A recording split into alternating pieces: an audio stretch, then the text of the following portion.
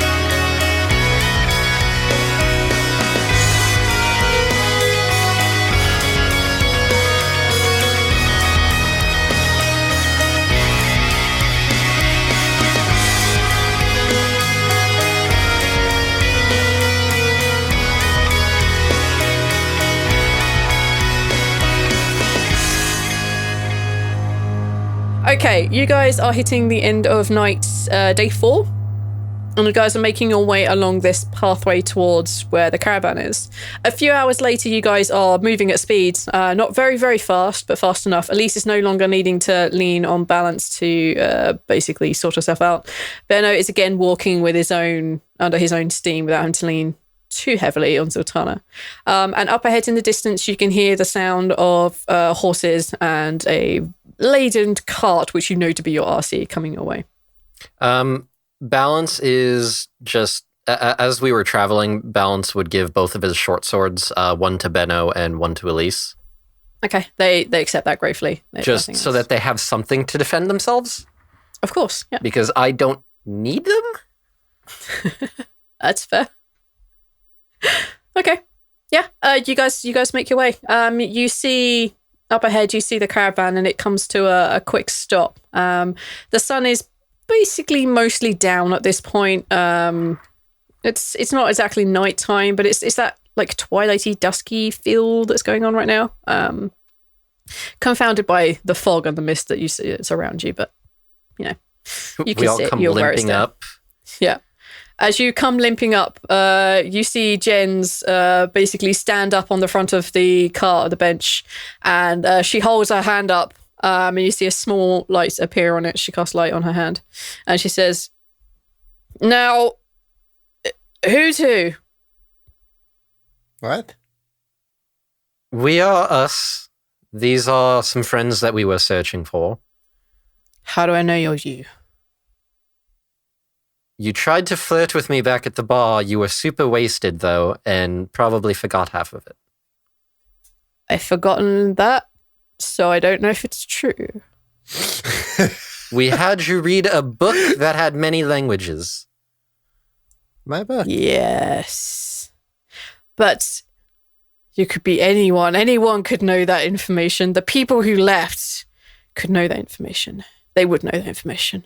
And there's you guys. Many of you. If you're going to disguise yourself as something, why would you disguise yourself as me? Look at me. Well, That's to a be good fair, point. Rhal, you saw what just happened with Benno. Rhal, I want a persuasion check. the fuck, man? 7. 7. I don't know what else you're expecting. You'd be the greatest person to disguise. No one would know what kind of a thing you asked. They wouldn't know. They'd be too rude to ask questions. I feel like as she climbs down from the cart and you see like you see Homer just like cross his hands on his lap, just like waiting, like he's clearly had this all day. And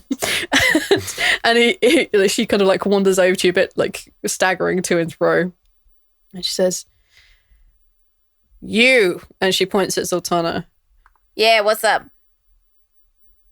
How do I know you're really you? Tell me something about yourself that only I might know. And she gets down on one knee, so she's looking up and directly into your eyes. Like she holds the light on her hand up so she can see your face very, very clearly. I mean, I don't know what you know about me. We drank together. I put my hand on your head. I told you about Balance being psychic and shit. I told you that I'd introduce you to my brother-in-law. Right, yeah. That's him, by the way. She points at Benno. She looks at you. You see that like something clears in her eyes, and she believes you. She believes that what you're saying is true. She comes to trust you. She looks up at Benno, and you see she doesn't really react. She just holds her face impassively, like without movement, as she just looks at him and says, "Your face." Something missing. All of it. Well, I wasn't going to say, but your brother-in-law's missing his face. Yeah. She gets up. She walks over to Benno and puts her hand. I was like, "I'm Jens. You are..." And he says, "Benno." And he puts her hand out and shakes it. And she says, "Sorry about your face. I know people who can maybe fix your face. Not that there's anything wrong with it. No, I mean..." On the subject, Homer, do you by any chance have any restorative capabilities that you can help us out? Oh, I'm pretty sure I do. Let me go and walk down and have a look at you. I know some druids have... Can you please fix my brother-in-law's face? I think that if my wife sees him like this, it's gonna be very traumatic. I agree. Not that having no face is a problem, that your face is terrible. I don't want to put my foot in it and say that you really don't look good right now, but you're missing a face. As you see. Jen's, and she puts her hand on like Jens's like, I guess, wrist. Yeah. She's short, so she's just like, yeah. Like, all right, so we're gonna put a cork in it just for the moment. Yeah. Okay. You see him walk over to Benno and like basically gesture him to come down and to his level, because White Needle, Homer is really short. He's a snub Bevelin.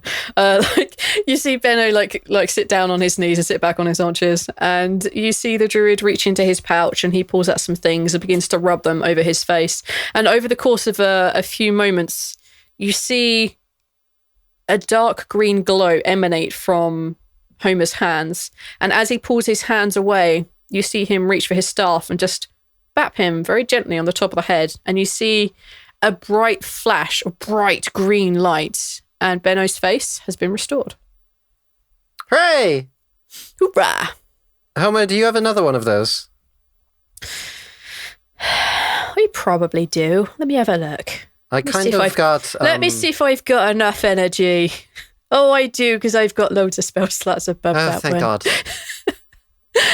I kind of got, like, cursed or something. By the way, so... Heads up for the two of you.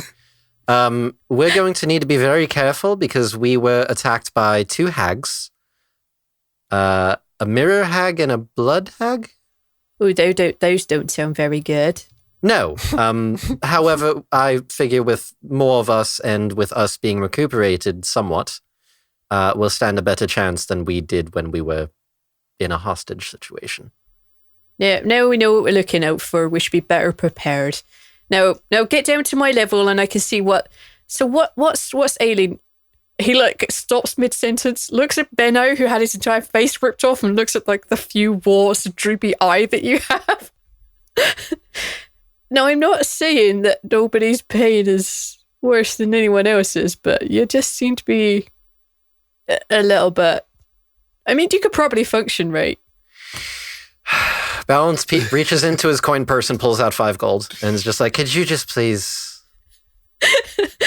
he puts his very small hands around yours and like folds the gold piece back into your hands like, I'm only messing with you, but maybe you should have come with me first and then I wouldn't be so judgy. And he puts his hand up to your face and he begins to like rub these kind of like oils and leaves and stuff into your face. And, you know, again, he just gives you a gentle whack on the top of your head, and yes, you have your charisma damage restored. Oh, thank God. I'm beautiful again. Well, I wouldn't Jesus go that Christ. far. I mean, not that you're my type. I don't really know what's beautiful in your culture, but Did I get ugly too? you're not ugly. You're you, and you're doing a very good job at it. No, we should probably make move. That's so And, sweet. And he waddles his way back up to the horses and climbs up onto the bench. And Jen shows the other guys into the back of the cart and makes like a big fuss of like, here's the sleeping part, and like here's the bit where you cook your food, and here's the bit where like the roof leaks, you know, this is the lush inverted commas carpet, like that sort of This thing. is Like Jeremy, our butler. He washes Yeah. your hands after you use he dries your hands after you use the bathroom.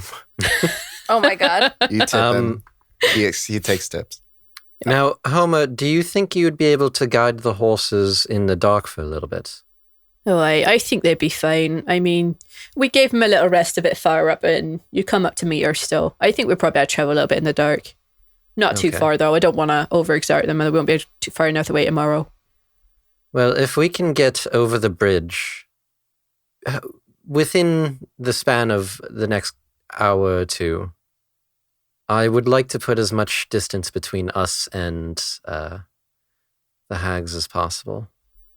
Yeah. I tell you what, I take them as far as I can, and I give them a bit of a rest and see if they would take you going a bit further. I try and keep them going best I can. Fair. I'm right. going to take a bit of a rest in the cart. Keep an eye out. That I will. You be sleeping well, young masters and ladies. And he goes back up and he starts the carriage forward. Is anyone sitting up with him? Do you know what? Jens is going to sit up with him because Aw. you've just rescued a bunch of people who look terrible, and she thinks they're your friends. Hence why. So she'll give you guys some time. It's a bit cramped in here now that there are 3 tall beings, one with a tail, and 3 shorter, well-stocky ones, and a wolf. I would hope Karuna does not come in the cart. She could like lay on the floor. You put your feet on her, and she'd be like warm and snuggly. Whatever. It's we'll cuddle. It's fine. he'll cuddle someone. It's good. Okay, yeah. So the 5 of you here, if you guys just want to rest the night out, that's a doable thing. If you guys want to chat and catch up with them or anything, I mean, the Benno and Elise look absolutely wiped. They look absolutely tired. Elise is clearly lamenting the loss of her magic. She has no access to them right now. Other than that, there's nothing really much to it. Elise, would this be of use to you in the meantime? And Balance will pull out the Rowena's book. She takes it from me and she flicks it through, and it's like, I think I can, yeah. This will work for now. Where did you get this? It's a long story. I mean, I can read everything in here that's music, but the words, no clue. Consider it on loan then, should we get jumped. I will need that back though. Of course. I have my own music. This is a different style for sure. I like things you can dance to. This is pretty miserable, actually. If only you knew the half of it. Thank you. She takes the book from you and begins to study it, read it, / attune to it. Okay. Is there anything anyone wants to say or do before we roll forward into the morning? Is their armor all good? Like, do they? It basically it will serve the function of armor. It's just like torn and scratched and like slightly falling apart, but it does the job. Okay. They'll definitely want to replace it when they go home, but it will serve it well enough. That is fine then. So I gave up the bard book.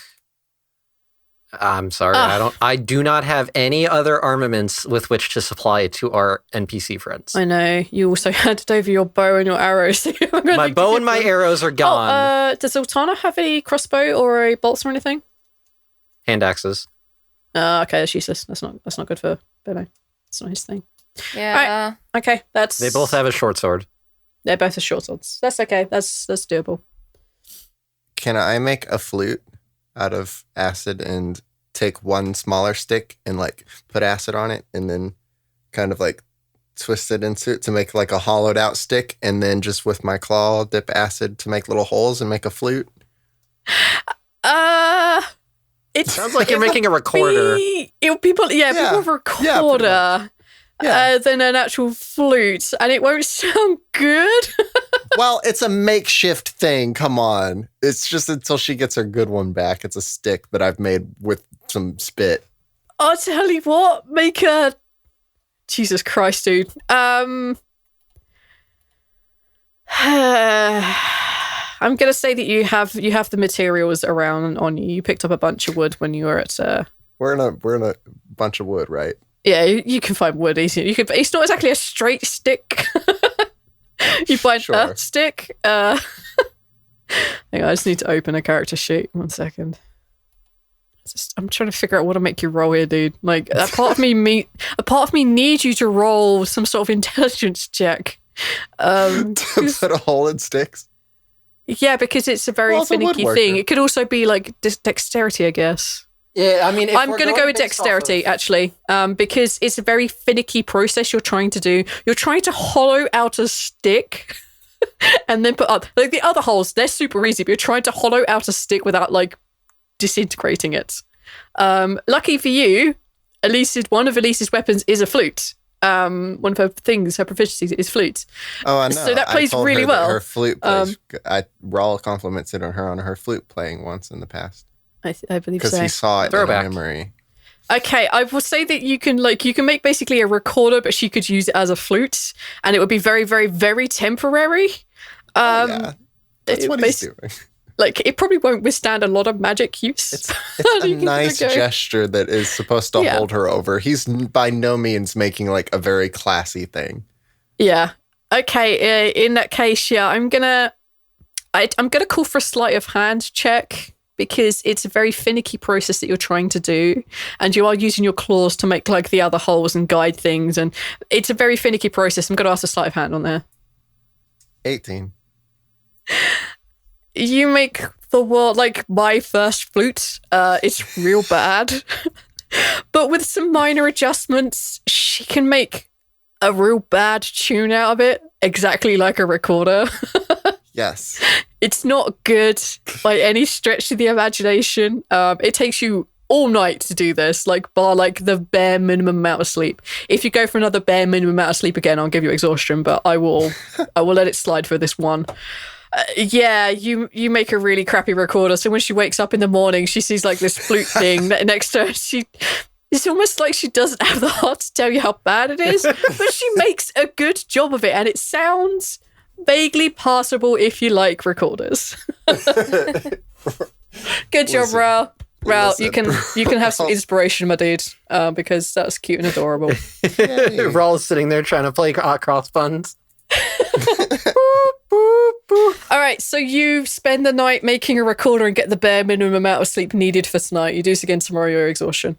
Okay. We did get a long rest, though. You get a long rest, so... Oh, thank God.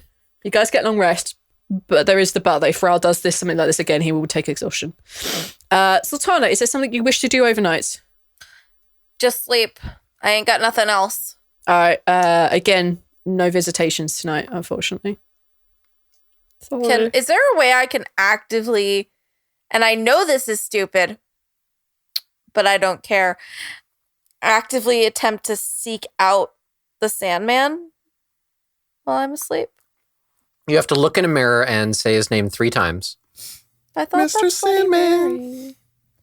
Bring me a dream. Bum, bum, bum, I bum. would suggest that you would need more information about the Sandman. And you do have a bard who knows a shit ton of stuff about a shit ton of random crap.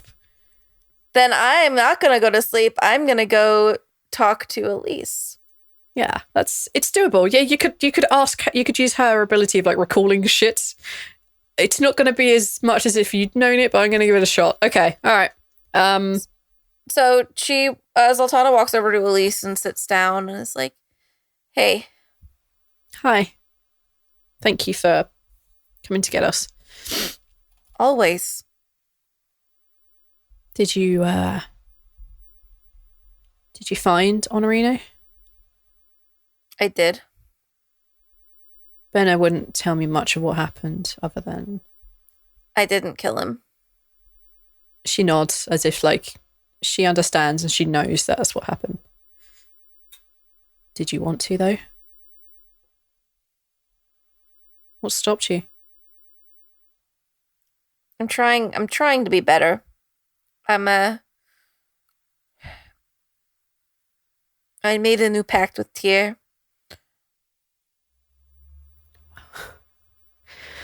Looks like we're both changing.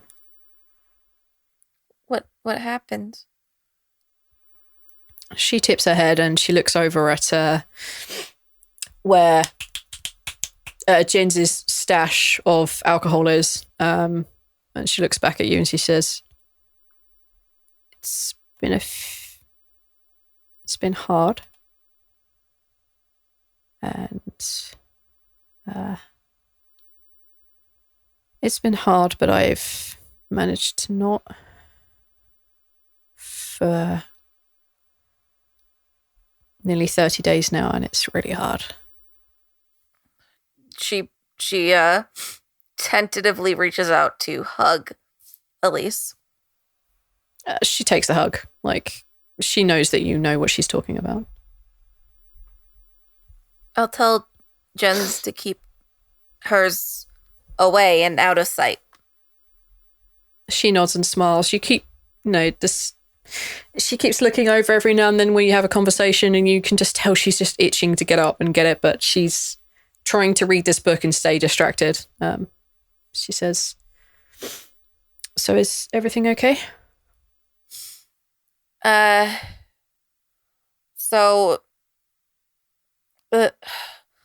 fuck! I have to tell Benno too because I told him, but it wasn't him.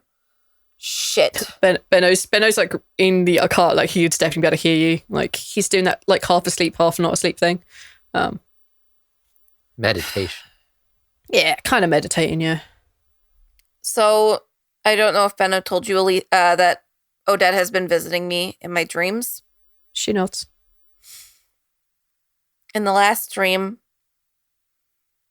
did he tell you about the Sandman?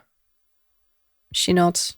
She says, Well, in the last dream, the Sandman grabbed her. she looks at you with big eyes, as does Benno. So she's doubly in danger. What can I do? Do you know anything about the Sandman? She closes the book and just like puts her hands on top of it one blow, and she just closes her eyes for a minute, and you can see that she's concentrating, thinking. You can see her fingers just like moving through as if she's turning pages. I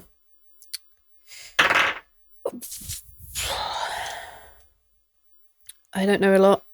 I know there's celestials and there's more than one of them. It's a type of being. They don't like people taking control of their dream worlds. It's why sending isn't used as a sleep message anymore. Sometimes needs must.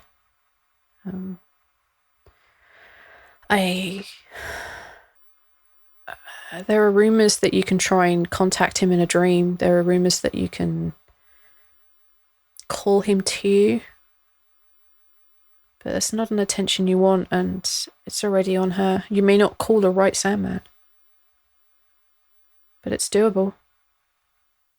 I mean, here's the kicker. Can you cast Sending? No. No, I can't. She shakes her head. I don't know. The stories are really scarce on the Sandman. I'm sorry. And she looks like sad and unhappy. Did he tell you that Tuck's alive too? She nods and smiles. She tucks like her hair behind her ear. I'm not gonna lie to you. Odette's told me a lot of things since then, and it sounds like Tuck and Odette are being used for something and tortured. She nods. And especially Tuck. Well, magic or no magic, I will rip him apart. It's not just you in this. It's me and Benno too. I know. And I need you guys to understand. And she looks at both Benno and Elise. I am probably going to kill him. Benno looks uncomfortable, like he's not okay with that. Like killing in general is not okay with him. But Elise nods, and she has a very firm set in her jaw, a very hard look in her eyes. If it disconnects me from Tyr, so be it. I don't want to be, but God, he killed my father. He turned my mother against me. He kidnapped my wife. He's been torturing her, torturing Tuck. God knows what else. And Elise puts her hand out onto your, rests it on your shoulder. She says, "We're going to end him, one way or another. And Benno, I know that you don't like this, but fuck it. Fuck gods, fuck magic, fuck all this crap. We know he's laid hands on them, and we are going to rip them apart. I am going to destroy the double ones if it's the fucking last thing I do." She puts her arms around you and just like rests her forehead on yours, and she just like nods and smiles at you and just holds you close. Okay. At some point, Elise will fall asleep, as will Benno. Zaltanna's gonna go over to Balance. I made myself cry. Oh, Sorry. Balance is currently meditating. And she's gonna like tentatively tap you on the shoulder. Like, hey. Yes. Okay. You're smarter than me. Thank you. And you're more strategic. The Sandman, I told you, right? He grabbed Odette. I was talking to Elise. There's some rumors you can call the Sandman if you send Sending in your sleep, and I can't do that. And I was wondering if you think it's worthwhile, or if you, I don't know. He grabbed her, Balance, and she's crying. I'm not sure. The thing with that is, that's his natural habitat. That's his playing field. The times where I've tried to join you, as unsuccessful as that may have been, those were for me to be able to be there to try to protect you if needed. And also to try to gain information from Odette and potentially Sandman as well. Trying to draw him out and engage him in the dream could be difficult. I'm not opposed to trying. I don't have access to that kind of spell.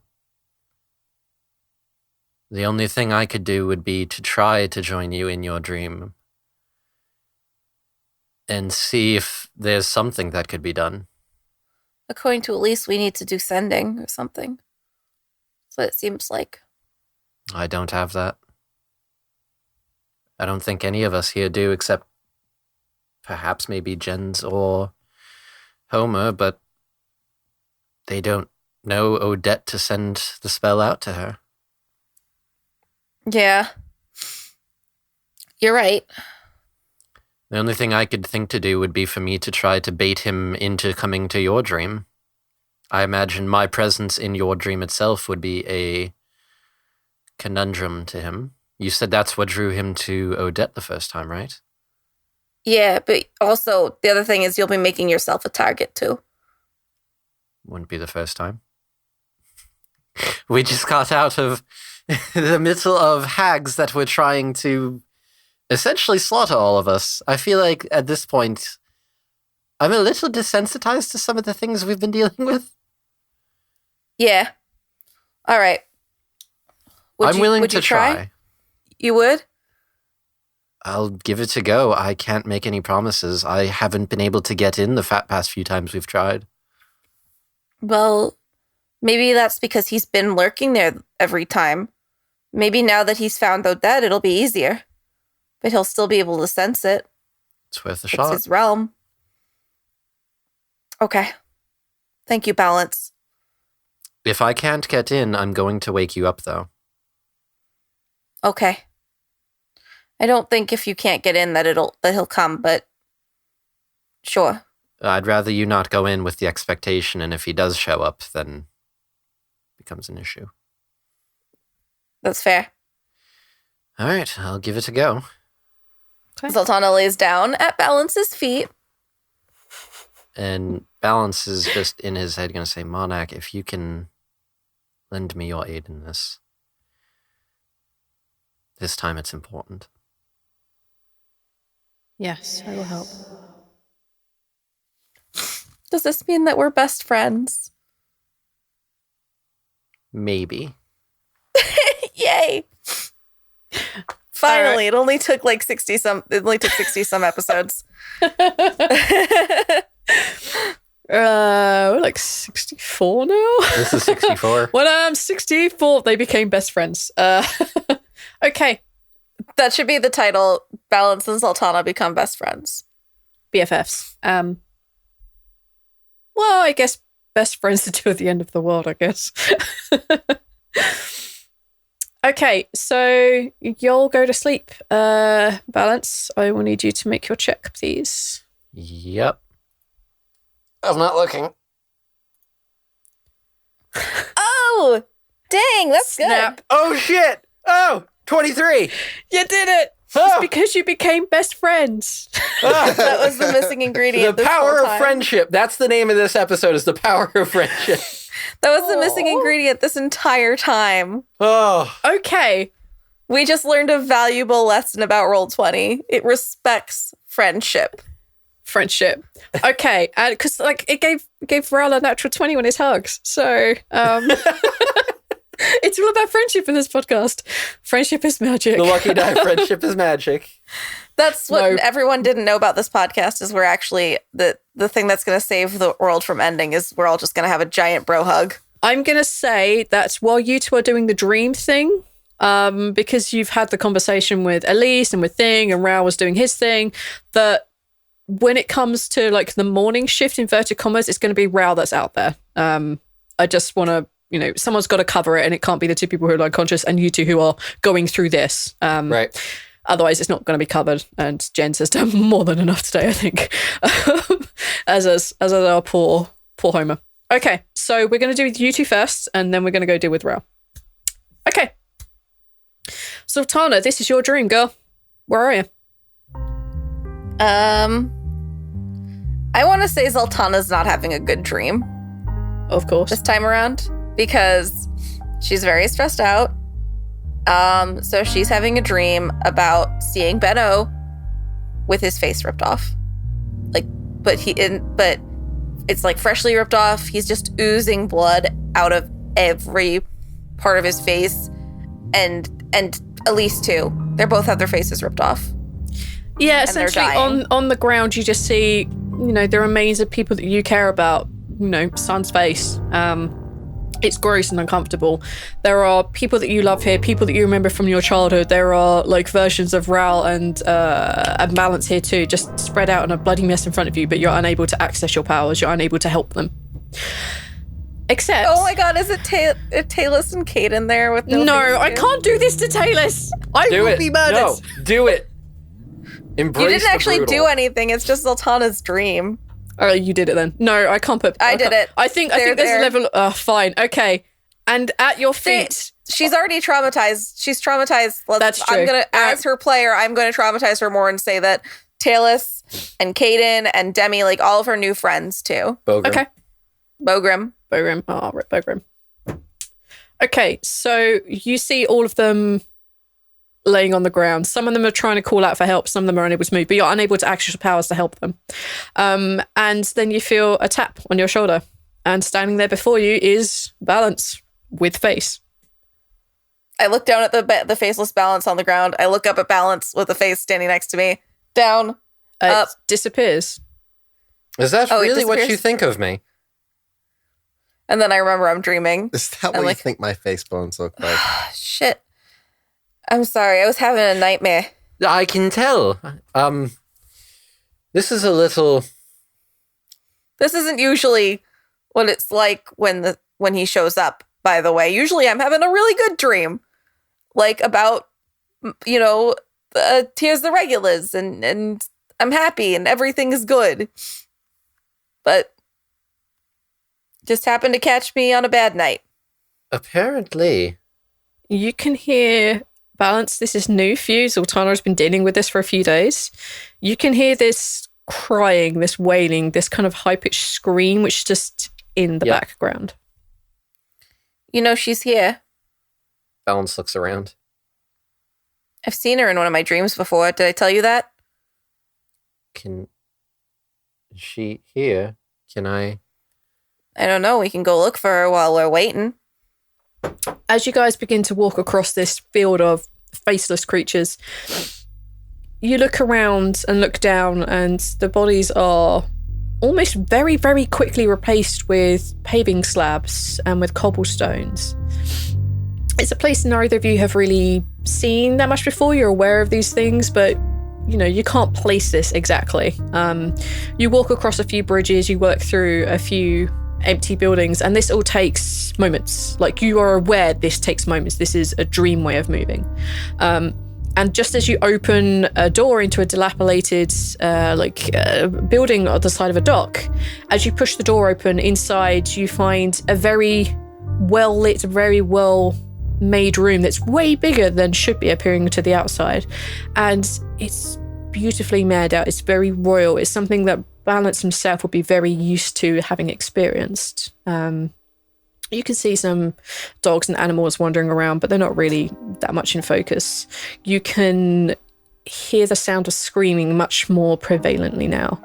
And opposite you guys, there are some very posh-looking chairs, very antique-looking chairs. And lying on one of these kind of couches, chaise lounge type things, you can see Niverna curled up, legs up to her chest, just screaming and crying, her hands over her ears. Her face is still broken and fractured, and you can see light emanating from the cracks, but she's no longer a face full of mist. It's no longer blowing up every other second. Keep an eye out, Zaltanna. Give me a moment. You got it. Zaltanna posts herself at the door. Because I'm assuming it's like a room with one door, right? Yeah, it's a room with one door. It's just as you kind of you go to the door, the inside of the door is really posh and ornate. It's not the door you came through because dream. There's a single door. There's those kind of really ceiling to floor windows are twice the height of what a normal room be. It's a very high vaulted ceiling place. Yeah. Zoltanna's gonna post herself by the door, but being aware this is a dream and anything can happen, she's gonna be on high alert. Yeah. As you think she's gonna have a ready to action, just to punch. Yeah. If something appears right in front of her, or appears to be ready to attack Balance. Yeah. I'm going to say that as Balance is walking away, it looks like he should be like 20, 30 feet away. But as he goes over to Ninverna, like the distance suddenly shrinks and he's only like 5 feet away, if that. Like it's the kind of weird, dreamy aspect to this. Mm-hmm. All right, Balance. Balance is going to go in front of Ninverna and just get down on one knee in front of her. Uh-huh. And just gently reach a hand out and place it on hers. Yep. It's cold, even in the dream. He gives the hand a slight squeeze. There is the barest hint of reaction of a very, very gentle squeeze back. She opens her eyes and looks up at you. She can't make any other noise than screaming. It's so loud in here that it's beginning to affect you. It's beginning to like grind at your senses. She's screaming loud and clear, but she can't say anything. And she looks at you. Make an insight check, please. You don't have your advantage. You don't have your aura sight in here. Got it. This is not your world. Woo! 22. It's not exactly, woohoo, glad to see you. She's glad for a friendly face. And she reaches out with her other hand just to touch the side of your face, but pulls it back because the pain in her head is just too much. And she curls back up into the fetal position, unresponsive. I will fix this somehow. I promise. The room begins to dim as you speak. Balance immediately stands up and whips around. The room is getting darker and darker. In the corner, just next to Zaltanna, the shadow is so dark there, it's like staring into a void. And you just hear a chuckle coming from the darkness. Zaltanna whips around to look at it. Fists at the ready. I punch the darkness. Sandman takes half a step out, reveals his features in the dim lighting. You see his cloak made of darkness just wrapping around him, moving in a breeze that doesn't exist in this dream. And he looks at Zaltanna, and he looks at Balance, and he looks at Ninverna, and he says, "More things to play with. Add another one to my collection." Is it the same Sandman? Can I tell? Take an insight check, but it's super freaking difficult. That's 6, so not great. You assume it to be. That's all I'm going to say. I neither confirm nor deny this. He did say another one, so yeah. Zaltanna's just going to rear back and fucking punch it. As your fist goes to punch it, and the second that it feels like it would hit his chest, the both of you wake up. I need you both to make Constitution saving throws. Oh, shit. Okay. Nope, that's a 7. That's a fail. You get an advantage from me anyway, but... Oh, no, I only get the +3. Oh. Yeah. That's a 16. 19, right. Technically, for you. 19, yeah. Okay. Zaltanna, you wake up with a small scream and your head really hurts as you take 5 psychic damage. Okay. But you seem to be okay. Balance. You wake up and you can't move inside your own body. Your head screams. It hurts. There's something wrong going on inside there. And you take 10 psychic damage. Oh, good. And you are paralyzed for... Well, that was lucky for you. 1d8, which was a 3. You are paralyzed for 3 hours. Oh, fantastic. All right. So I'm just stuck. Yep. You're just literally... You look like you're meditating. But you hurt and you can't move and you can't see because your eyes are closed. Like, it's not good, man. This is not good at all. I'm going to pan outside and we're going to go deal with Rhal. It's the last part of the watch. You've probably got like an hour left on the watch. Like, Homer did a really good job at keeping the horses going, but now they need to rest and he needs to rest. He's come to wake you up to take over. Like, it's okay. It's not terrible. it's kind of like that early morning dawn where the light is like really bright. There's a lot of fog around, so it doesn't really make that much more difference than you would before. It's still kind of eerily quiet out. Make a perception check for me, please. 13. You become aware that there is something moving in the swamp. There's something moving in this like marshy area. Like Homer mentions that he thought something was approaching them, but he couldn't see it very well, so he thought it was best to stop. Now you've been like on watch for a little bit. There is definitely someone approaching, and they just get closer and closer. And as the sun begins to come up and burn away a little bit of this fog, you see that it is you could probably tell from this distance, she's not making any pains to hide it. You can see this tall half-elf woman. She looks kind of old. Half-elves are wanting to age a bit quicker than elves. She just seems to be happily making her way along this misty pathway. And as she realizes that you have spotted her, she heartily waves to you. Can I... This is dumb. Can I insight? What are you inciting?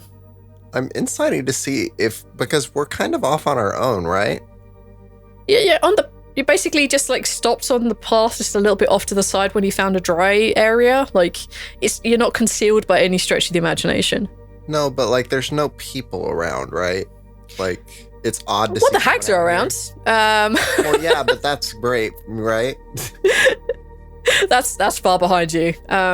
Yeah, like people are not common in this area. You haven't really come across people. So my insight would be to see if she's here, if like her being here seems to accomplish something for her near us, or if she's really just passing by.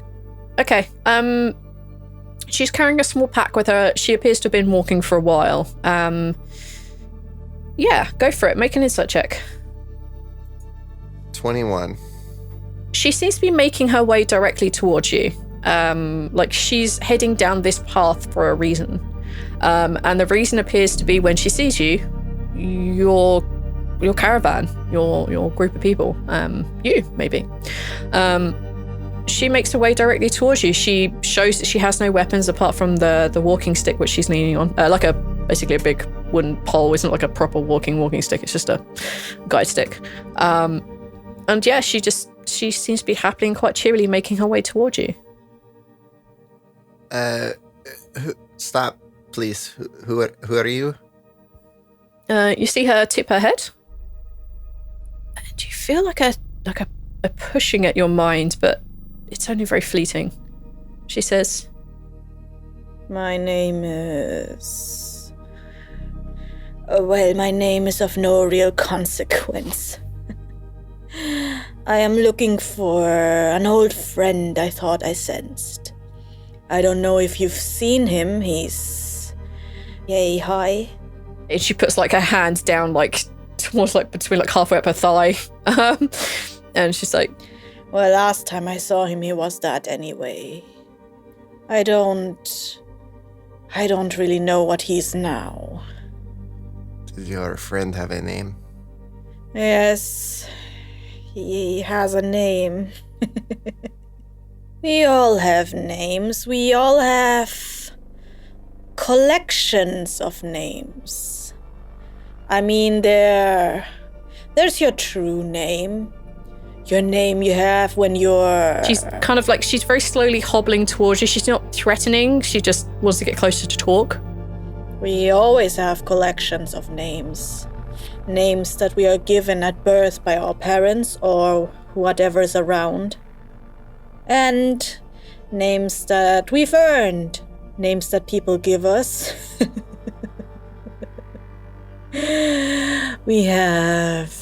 He has many names. And he wears many names too. I wore my name. Wore that name until he left my name behind. Did you call him something? Did you know him by a name? Yes. I I call him Marn. He was a good friend. Rhal is going to knock on the side of the thing and stop the cart as he gets the cart is stopped. You guys are stationary. Yeah. I'll knock on the side. It wakes up Benno, Elise, and Jens. No, yeah. It wakes up pretty much everyone except Balance, who is basically in the dream with Zaltanna. With Casey. With a Casey. And well, the dream's not even over yet, huh? No, this is properly parallel crap. They'll hear Zaltanna in a minute. Don't worry. Okay. Yeah, you basically see like Benno pop his head out from the side and look over at you, Rhal, and he clocks the old lady instantly. She's looking for her friend. Did you say his name was? Name? Interesting things about names. Okay. If you know a name, it gives you power over people. At least I can. Things that I do. What is your name? I haven't seen your likes before. I am Rhal. What is your name?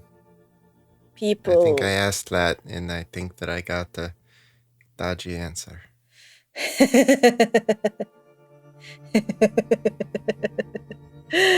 I'm sorry, I find it very difficult to keep things straight.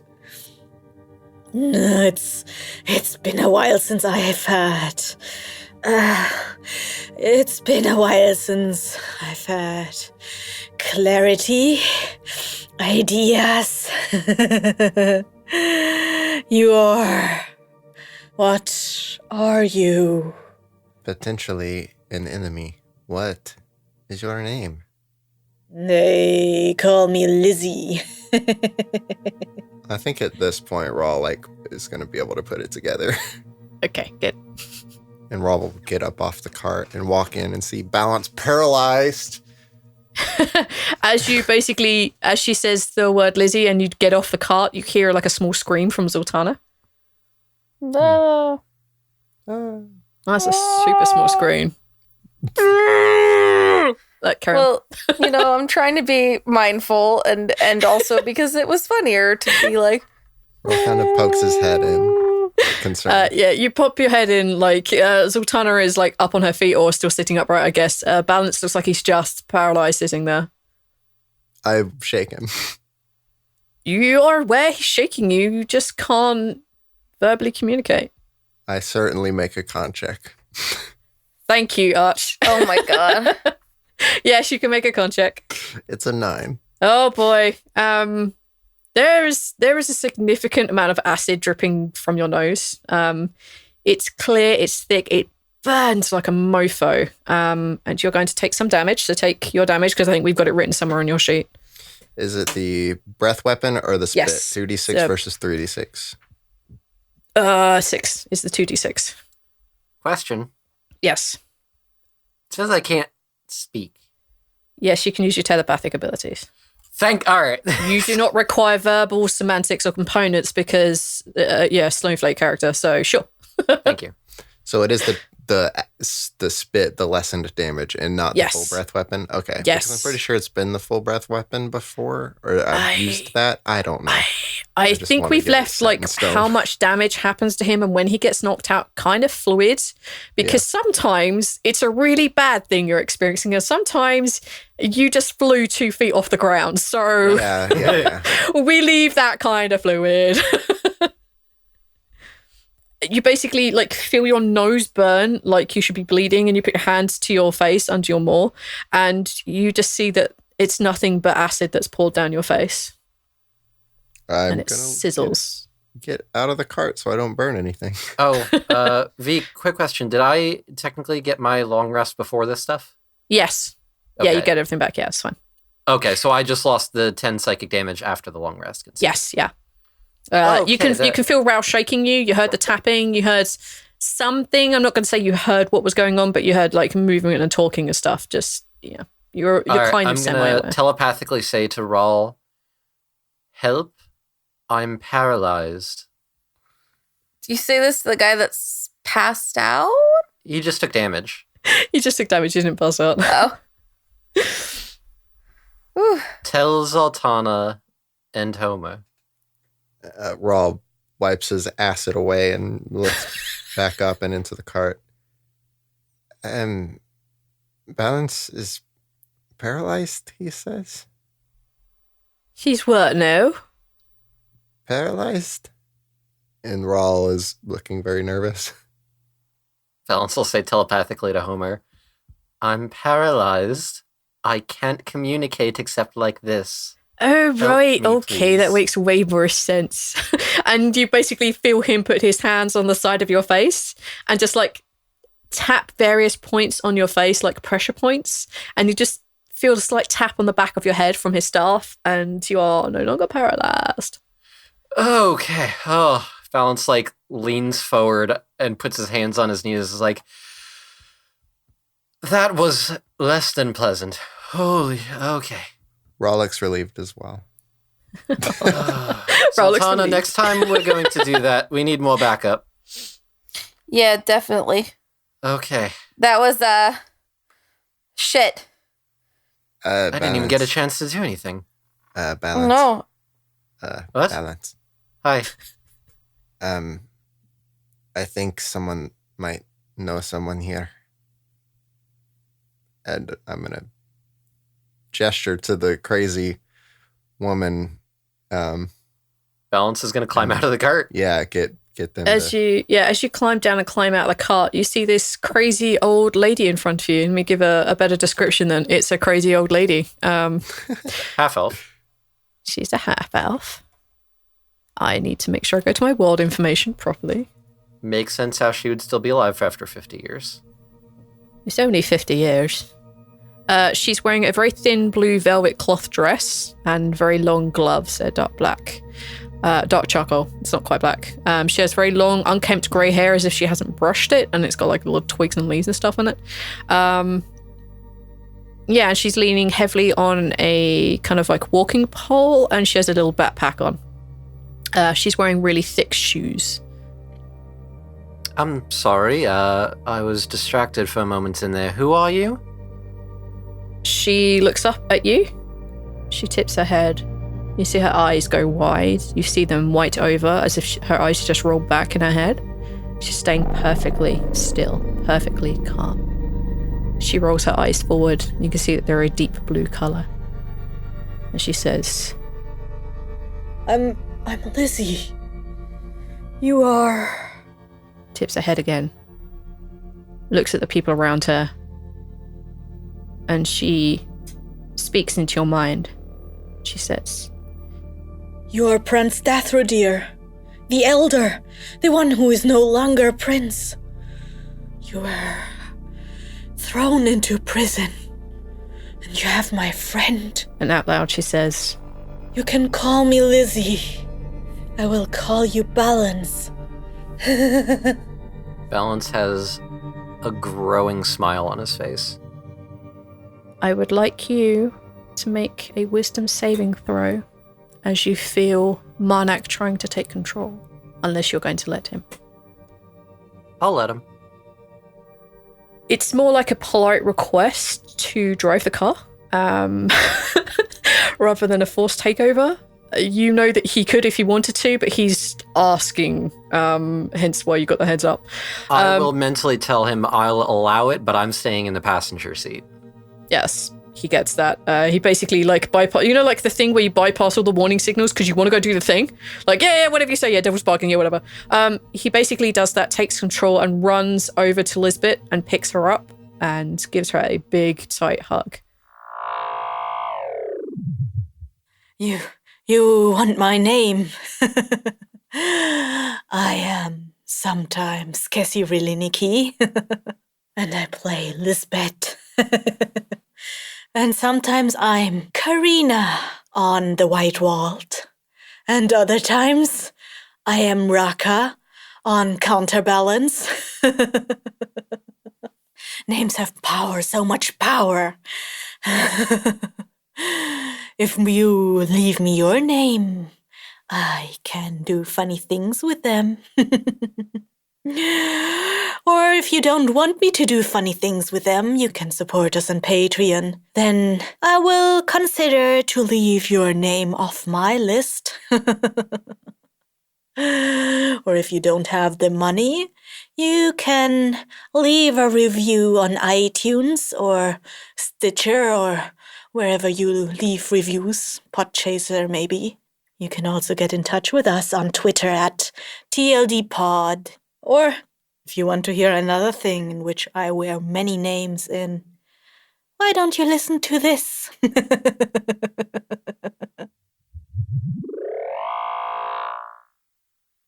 So she's doubly in danger. And fuck you, Neil. I'm sorry, it was a double ones thing, and you said, never mind. Sorry. Ruining my moment. God damn it. With your beautiful new haircut. They're double. Shut your mouth, you beautiful man. We're here for trouble and make it double. It's White Needle blasting up again. Jesus Christ. Hello, Ariel. Did you want to listen in on me and Rock enjoying ourselves? Don't encourage Should him. I describe to you what we're doing right now? Mikasa? What's going on? Let's see. Look, these wind shells document anything you do in order to banish the spirits. I don't banish spirits. I'm fixing the tango. Of course, we can't open a new hole into the aether web every year. The spirits aren't always bad. Those are exactly the reason tangoids happen in the first place. I'm sure Rocka knows how to get through a water gate without disrupting the magic balance. So what happens when there's a hole in the weave? Does magic pour out? It is already broken. Let more of air into this world. I'll destroy every single one of them. You've had enough already. I will kill you, you filthy Whoa, calm down, Rocka. Try it, Feather Duster. Gone, ferocious rune master. Your friction will grind the weave away.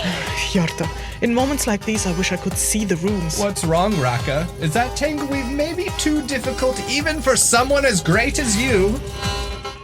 Counterbalance, a high fantasy audio drama. Subscribe to us on iTunes, Stitcher, or wherever you get podcasts from.